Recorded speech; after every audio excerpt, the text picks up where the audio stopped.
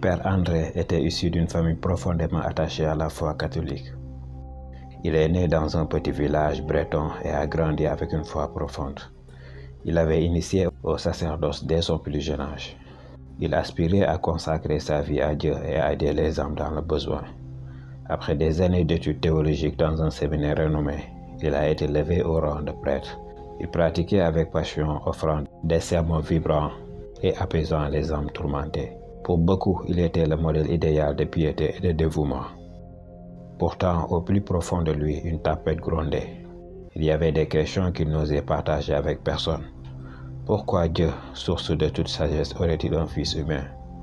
Pourquoi y avait-il tant de contradictions entre les textes bibliques? Pourquoi certaines vérités semblaient-elles avoir été altérées ou interprétées au fil des siècles? Chaque nuit, il se mettait à genoux devant la croix, dans sa humble chambre d'église, implorant Dieu de lui donner des réponses. Un jour, le destin de Père André a pris une tournure inattendue. Un couple musulman est venu lui rendre visite à l'église dans le but de trouver un endroit temporaire pour prier pendant leur voyage. Le Père André, plein de curiosité, les a accueillis avec bienveillance et les a observés discrètement. Il a été impressionné par la simplicité et la profondeur de leurs prières. Aucune mélodie, aucune sonorité, juste une prosternation humble et silencieuse. Après leur prière, le couple lui adressa ses remerciements chaleureux. Avant de partir, l'homme a remis un petit livre à Père André, une traduction du Coran.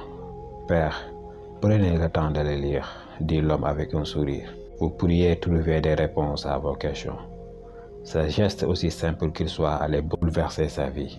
Père André ouvrit le Coran pour la première fois ce soir-là. Dès le départ, il a été captivé par la limpidité du style et la profondeur des messages. Il fut bouleversé par une sourate particulière, la sourate Al-Ikhlas. Dit, il est Allah unique.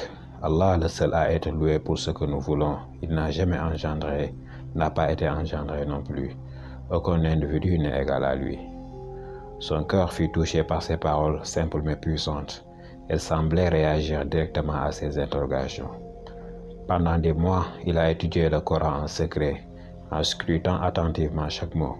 Des récits sur Jésus et Isa en arabe lui furent révélés qu'il ne connaissait pas auparavant. Jésus était décrit comme un prophète bien-aimé qui est venu au monde miraculeusement, mais qui est simplement un serviteur de Dieu, pas son fils. Père André perçut une lueur se manifester en lui. Ce voyage intérieur était également marqué par des craintes. La crainte de trahir son église, celle de l'inconnu, celle de perdre tout ce qu'il avait bâti. Le combat de Père André se déclencha. Au cours de la journée, il poursuivait ses prédications en église et la célébration de la messe. Cependant, durant la nuit, il se consacrait aux lectures du Coran et aux livres d'islam. Un passage en particulier lui fait verser des larmes. Ceux qui ont reçu le livre reconnaissent le prophète Mohammed de la même manière qu'ils considèrent leurs enfants personnels.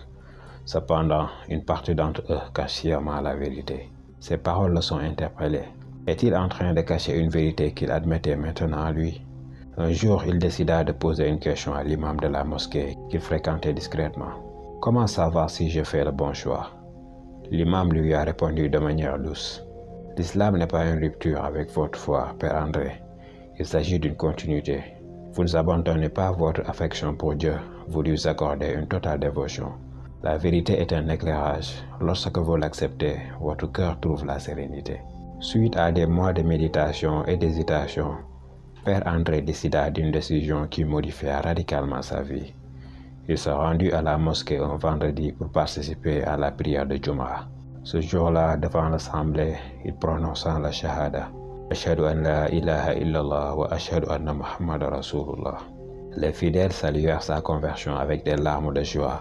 Père André, qui devint Abdallah, sentit une paix profonde envahir son cœur. Pour la première fois, il éprouvait un sentiment d'harmonie absolue avec lui-même et son Créateur. Abdallah abandonna sa profession de prêtre pour s'établir dans une modeste demeure située à proximité de la mosquée.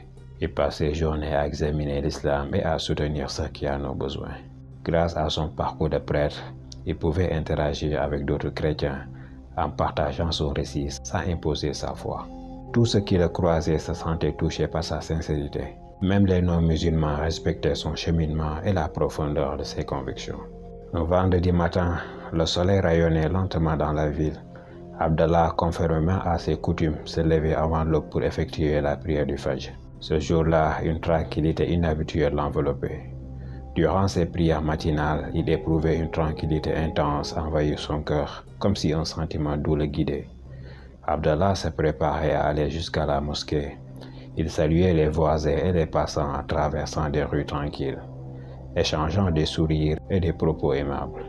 Il a pris un moment pour soutenir un homme âgé qui portait un sac énorme jusqu'à sa porte. « Que Dieu te fasse une récompense pour ta bienveillance, Abdallah », déclara l'homme avec reconnaissance.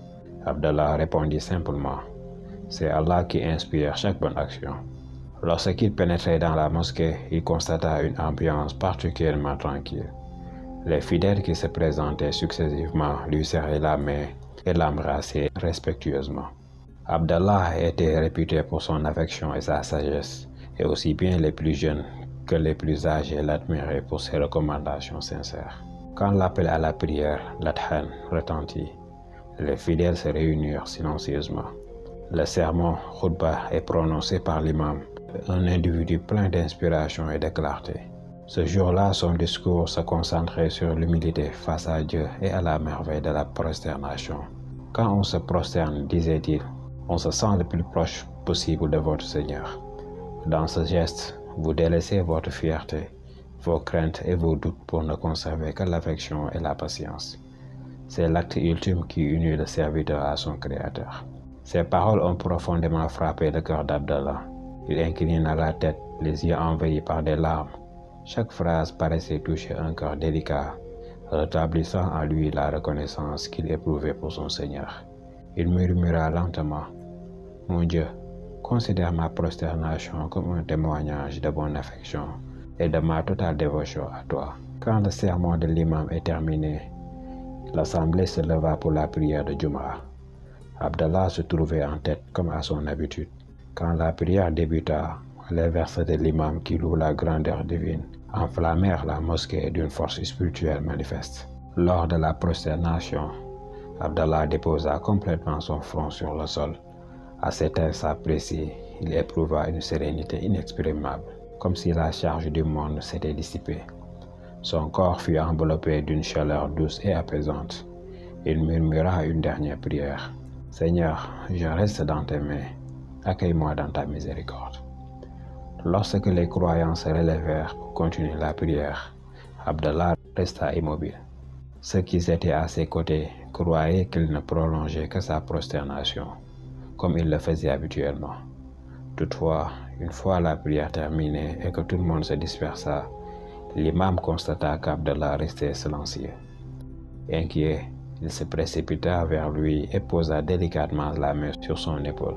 En observant attentivement, il remarqua que le visage d'Abdallah était enveloppé de sérénité, ses lèvres déployées dans un sourire léger.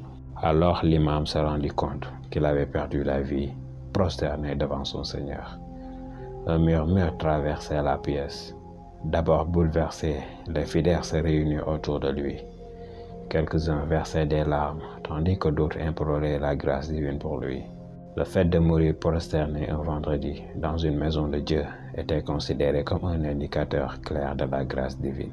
L'affluence exceptionnelle a marqué les funérailles d'Abdallah. Des centaines d'individus se sont rendus en hommage à cet individu qui avait dédié sa vie à la recherche de la vérité et à l'approche de son Seigneur.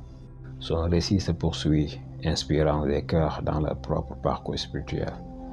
De cette manière, Abdallah a quitté cette existence en tant que serviteur modeste et dévoué, entièrement attaché au désir divin. Son récit continue de susciter l'inspiration des générations, soulignant que la recherche divine est un parcours interminable et ceux qui se dévouent réellement sont orientés.